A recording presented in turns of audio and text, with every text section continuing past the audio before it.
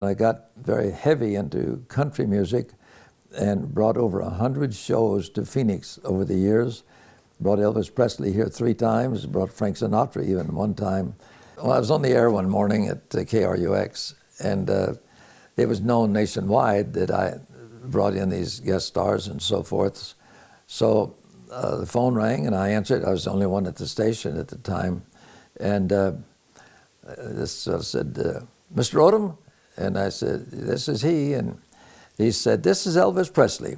I said, "Elvis, I just got through playing one of your songs." I said, "You're going to be a superstar." I said, "I'm getting requests for Blue Moon of Kentucky and Milk Cow Blues Boogie." It was a '78 recording. He says, "I know you've got your Saturday night show out there." And he said, "My boys and I are on our way to Los Angeles." And he said, "We could come over there and play for you if you could find a spot to put us on your Saturday night show. And we'd only charge you $30 just to get some more gas money to get on over to LA. And I made a big mistake at that time because I certainly could have found room to put him on.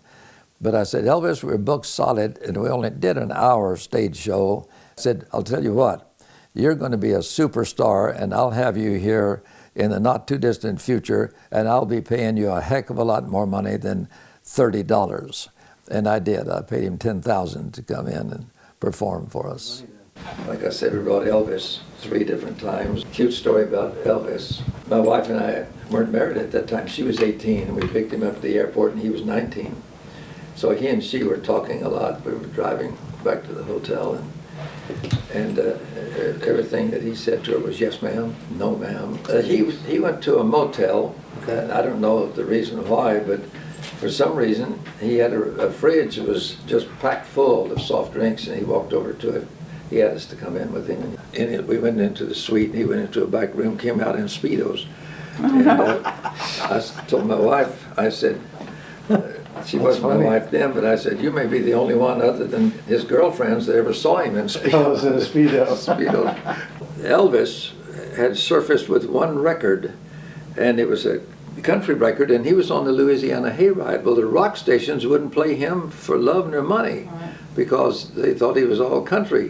His first record was Blue Moon of Kentucky and Milk Cow Blues Boogie.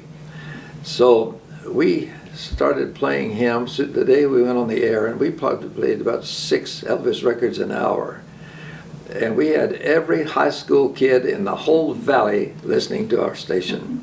And they'd come out and we'd have maybe 300 or 400 or 500 people and come out, and we had a big parking area and teenagers, and they'd walk in the studio, and we were in the control room here playing the records, and they'd hold up, "Could you please play Elvis's so-and-so?" We were going to play it anyway, but we'd give them the high sign, "Yeah, we'll do that for you."